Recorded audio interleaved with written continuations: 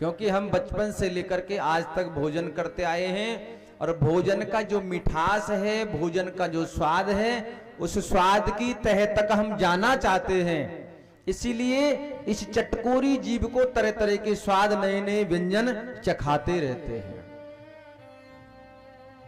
अगर इसी प्रकार से ये जीव इस आत्मा को तरह तरह के भगवान नाम रूपी कीर्तन, सत्संग, कथा, प्रवचन सुनाता रहे तो इस आत्मा को भी परमात्मा के प्रति जाने में सरलता और सुगमता रहेगी।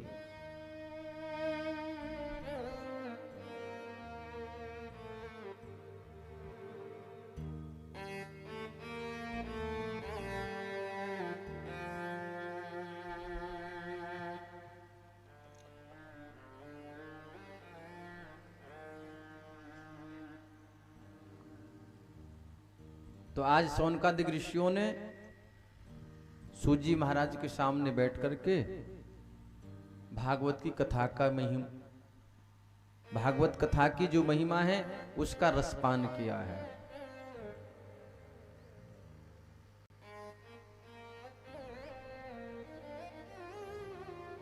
सूजी महाराज कहते हैं ये जो भागवत रूपी कथा है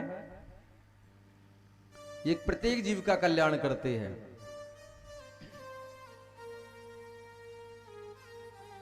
लेकिन जो कल्याण रूपी मार्ग है अर्थात भागवत कथा 7 दिन में ही क्यों सुनी जाती है, इस पद्धति को सर्वप्रथम नारद बाबा ने सनत कुमारों से सुना है। नारद बाबा ब्रह्मा जी के मानस पुत्र हैं, सनत कुमार भी भगवान ब्रह्मा के मानस पुत्र हैं। है तो 4 लेकिन दिव्य रूप एक ही है सनत कुमारों का, जिनको हम सनक, सनंदन, सनातन और सनत कुमार कहते हैं। सूजी महाराज कहते हैं भागवत कथा की विधि का, सप्ताह पारायण विधि का निरूपण तो नारद बाबा को सनत कुमारों ने सिखाया है।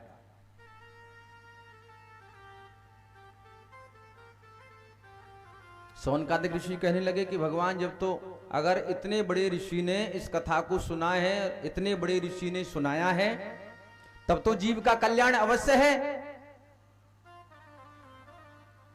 लेकिन महाराज संतों ने कथा को सुनाया है, संतों ने कथा को सुना है, तो इसका मतलब ये कथा संतों के हित के लिए है, हमारे लिए नहीं है।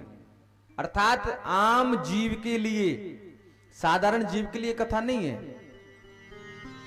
सूजी महाराज कहने लगे कि ये कथा प्रत्येक जीव के लिए है, चाहे कोई जीवात्मा हो, चाहे पापात्मा हो, पापाचारी हो, दुराचारी हो, व्यभिचारी हो, कोई कैसा भी हो, सबका कल्याण करते हैं।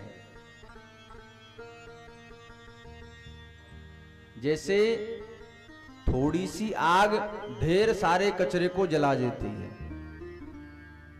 ऐसे ही भगवान का ये दिव्य स्वरूप, दिव्य ज्ञान प्रत्येक जीव के अंदर जो अंधकार रूपी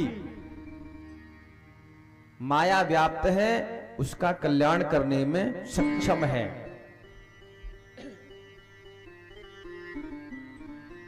आज सूजी महाराज ने सोनकादिक ऋषियों को कथा की महिमा का बखान करके बताया है।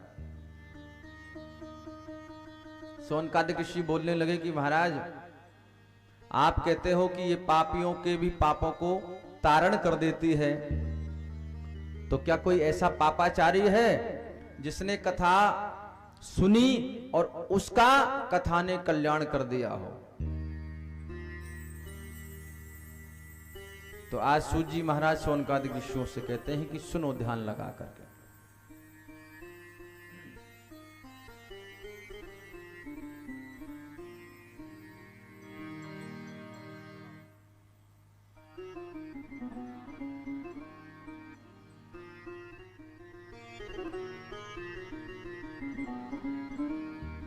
तुंगभद्रा तटे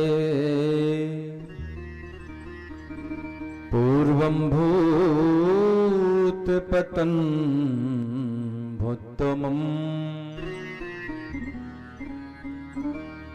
यत्र वर्णा स्वधर्मेण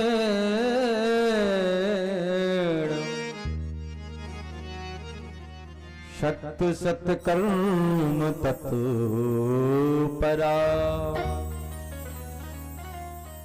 सूजी महाराज कहते हैं कि एक तुंगभद्रा नामक नदी है जिसके किनारे पर सुंदर सा एक उत्तम नगर है। उस उत्तम नगर में आत्मदेव ब्राह्मण निवास करते हैं। उन आत्मदेव ब्राह्मण की जो धर्मपत्नी है उसका नाम है धुंधली देवी।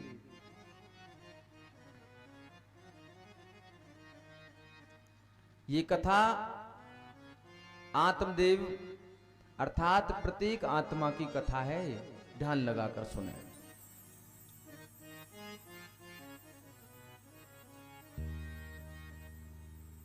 सूजी महाराज कहने लगे कि उनकी धर्मपत्नी का नाम धुंधली देवी है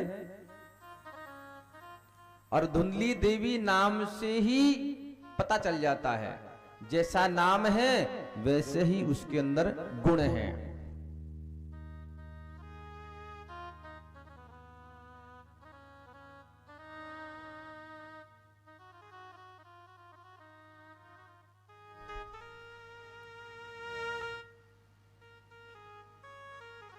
धुंधली देवी जैसा नाम है ऐसी उसके अंदर गुण है।